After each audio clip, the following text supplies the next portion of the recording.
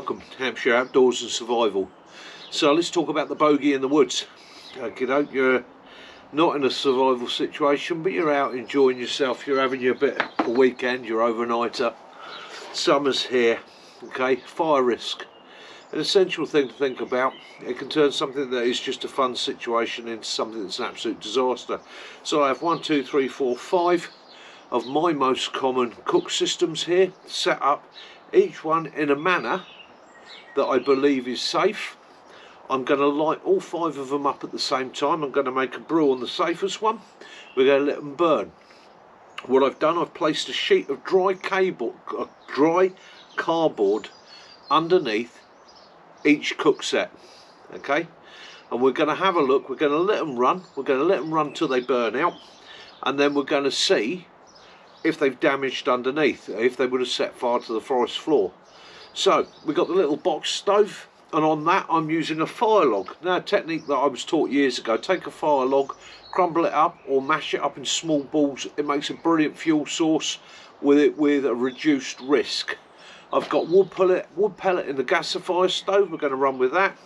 Trangier, and we're going to run with the Kelly kettle, and we're going to run with the gas system. Now, they all have their merits, they all have their situations. Some are more bushcrafty and survival than others. The Trangier is probably the safest. Okay, it's nice, it's stable. Yes, you've got a burning liquid in there, but as long as you're responsible with it, you clear the ground underneath it, and you've got some way of putting it out with you, it's probably going to work out the safest. Closely followed by the gas stove. The reason I don't put the gas stove as number 1, if it gets knocked over, it carries on putting out quite a severe jet. It's a very, very high heat. It's a higher heat than you're going to get off the meths. So yeah, it's probably close to it safety wise, but also has a risk. And the stability thing is what knocks me back a little bit on that. However, it's a good safe system, and you can just switch it off. And then lastly, we've got the Kelly kettle, and the Kelly kettle we're going to be running on twigs. Now, everything's going to be lit in the simplest form I can. So the majority of these, I'm actually using a paraffin fire lighter just to start them off, to get them going. Otherwise, this video is going to take all day. So I'm going to light them all up at the same time.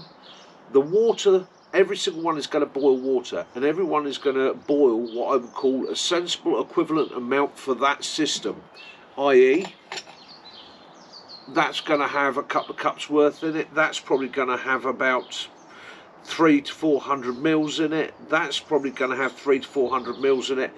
The Kelly kettle's got a litre in it, and I've got pretty much a mug's worth on the gas. Okay, we all know how quick the gas is, so hey, that one will be going off first. So let's light them up and let's see what happens.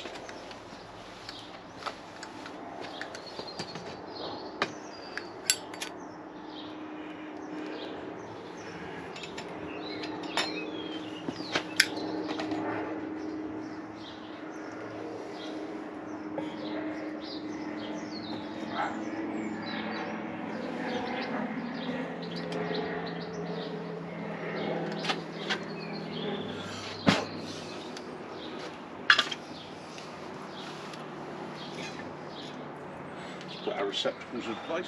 Spider in there. Let's have you out of there, little spider. Right.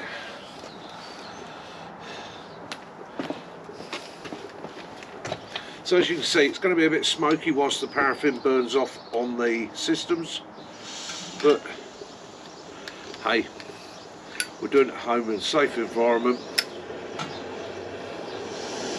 Let's get the gas stove going. Let's get that ripping away. And again, we'll see how these impact. Now, the fire log trick. So we've all seen these fire logs. If you take one of those fire logs, break it down into 4, mush it into a ball, you can wrap it in cellophane, put it in a sealable bag, whatever you wish. Okay, they make a very good fuel source, and they're quite a safe fuel source because they're stable. They tend not to spit, they tend not to throw out so many sparks. Again, so it works well.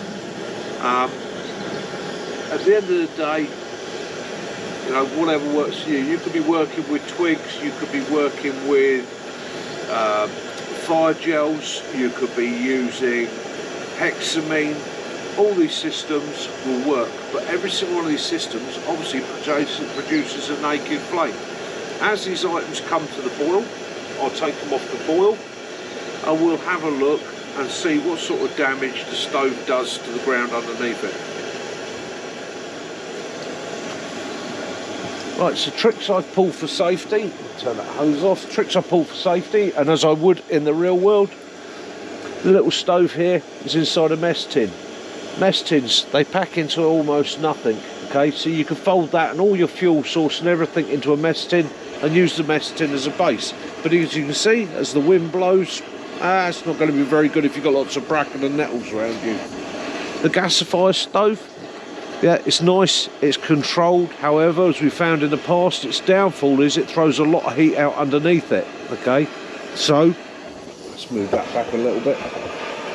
So, I've sat that on a piece of foil. Trangier, again, nice windproof system. It's nice and controlled, and it's nice and stable. Kelly kettle does what it says on the tin. However, I can already see that it's not working out for us. It's already starting to set fire to the cardboard underneath. So again, the Kelly kettle must be positioned on something stable. It must be positioned on something that's not going to ignite. Worst one to boil a litre. It's a Kelly kettle. We'll take that.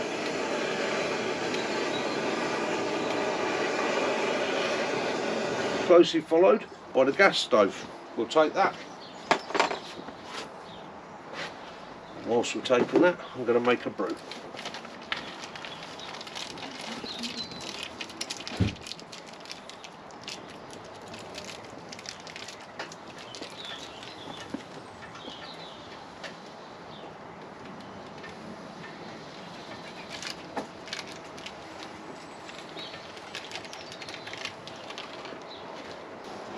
Another bonus is always the pot lifter that you get with the Trangier. It's a very helpful piece of equipment.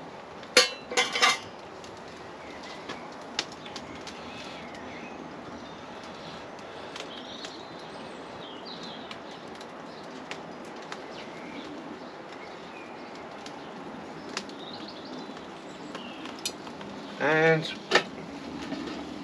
the mess tin and folding stove is at a boil.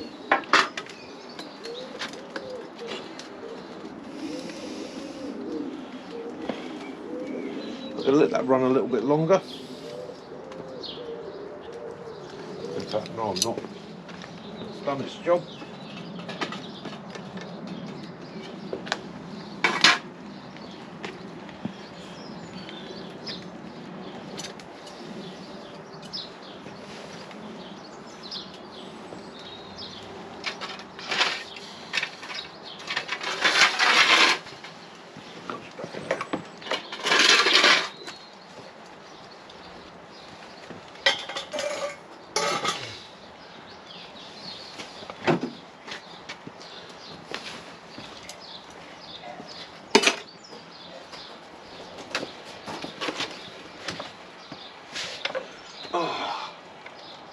And get my coffee. So we can already see by putting the little folding stove inside a mess tin,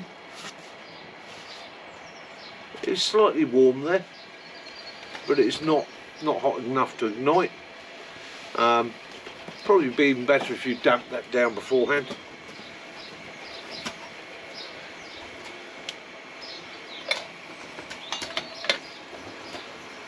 Do excuse the background noises. There appears to be a pigeon orgy going on in the neighbour's garden.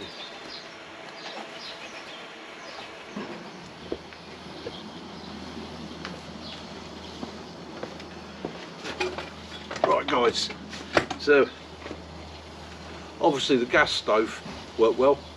Kelly kettle, as always, worked fast. Okay, the little box stove, I was quite surprised at how quickly that boiled the water in there. Gas fire is up next. That's brought the kettle to a boil and it's still roaring along quite happily. Closely followed by the Trangier. Okay, so that's our systems, or that's the systems I've used. Now we come to another bit of a thing. Box stove, kelly kettle and gasifier are difficult items to put out. Okay, once they're burning, 9 times out of 10 you just leave them to burn themselves out. You can starve them of oxygen. You can try all sorts of little tricks. I can take the top off of that. I can take something that is going to cover the top of that, possibly the top of that kettle. Place that on there. Starve that of oxygen. Okay, that'll put it out. Doesn't cool it down straight away, but it will stop the fire from burning. Obviously, the great benefit of the Trangier, you got the snuffer ring, so you can snuff that out, and within 10 minutes or so that's cold. Let's see if that's worked. Take that off of there. Yeah, got a little bit of smoke, but that is now out. So the gasifier stove is out. I'll lift the gasifier stove down, place that somewhere safe where it's not going to set fire to the ground. We'll have a look underneath that. Now,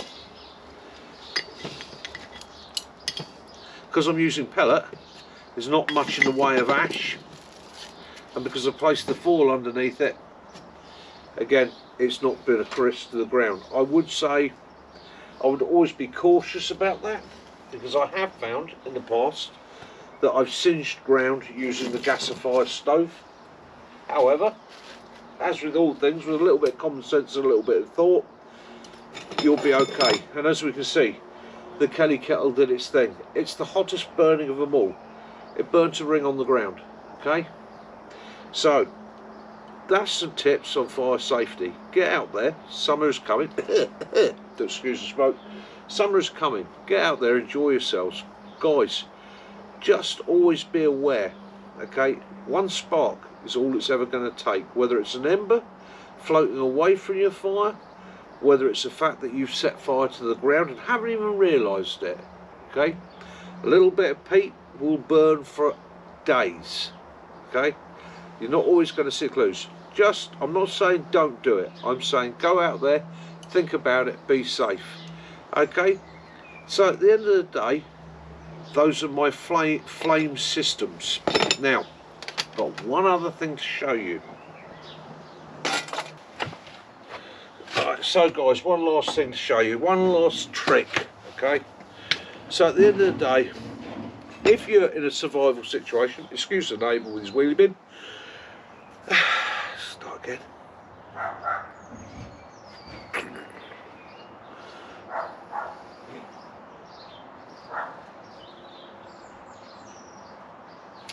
Alright guys, so yeah, so one last trick to show you. So if you're not in a survival situation, okay, we're talking you're planning ahead and you're going to go out, or you've planned for a survival situation, you've got your car sorted. It's the middle of summer, so you're not necessarily going to need hot drinks. Yes, you might need sterilised water. That you can do with Puri tabs and filters. Yes, it's not 100%. It's 99.99. Okay?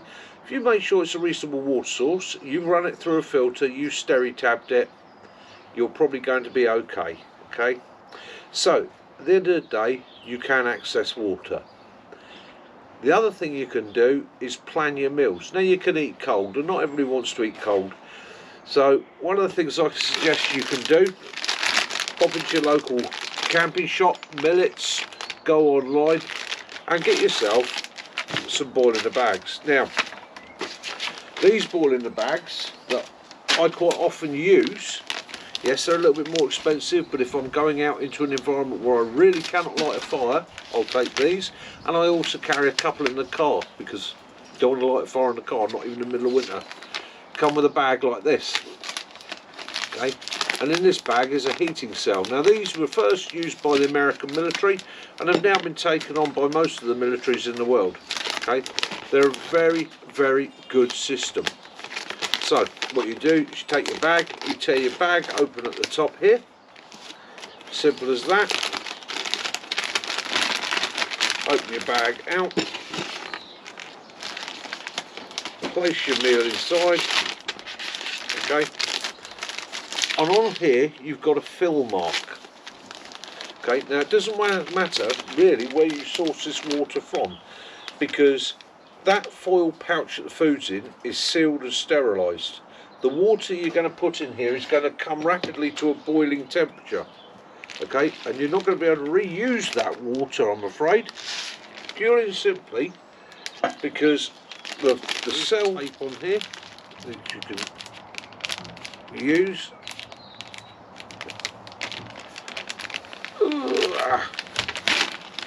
Take the tape, fold it over, seal it. There we go, starting to go. Point it away from yourself, and you can see the pressure building in there already. The water's boiling. Nearly it's cooking. Now these make a brilliant heat source. But it really is hot, you don't want to put your hands on it. They make a brilliant heat source. Okay, you could use that to dry out a pair of socks, you could use it to warm an environment, you could use it to sort out and thaw out your hands, okay, as well as heating your food. What you cannot do is drink that water. Okay, that water has been in the chemicals or reacted with the chemicals, and it does make it mildly toxic.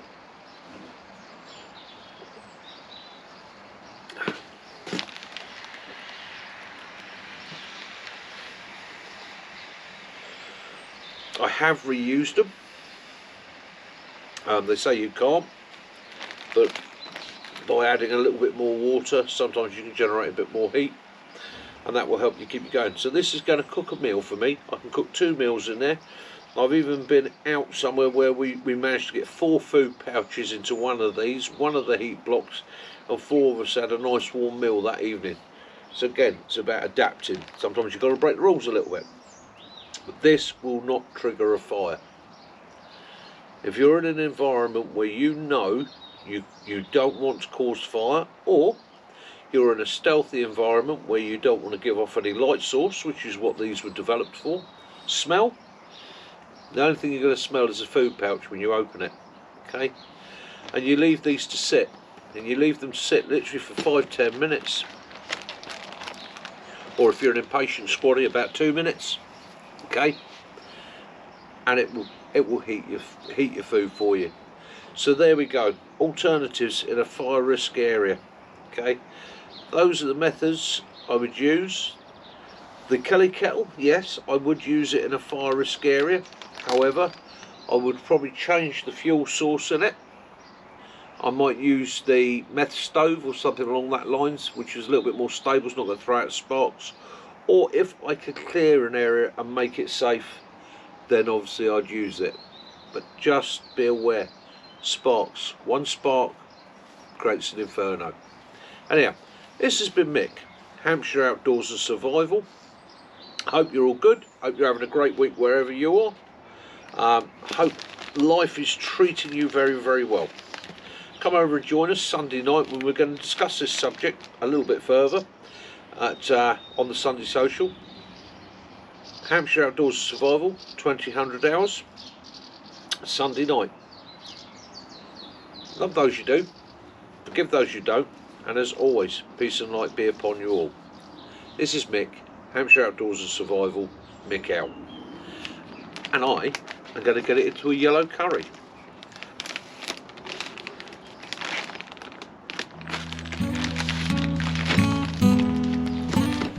And I've got something to warm my feet up. Warm my feet up if I wanted to. So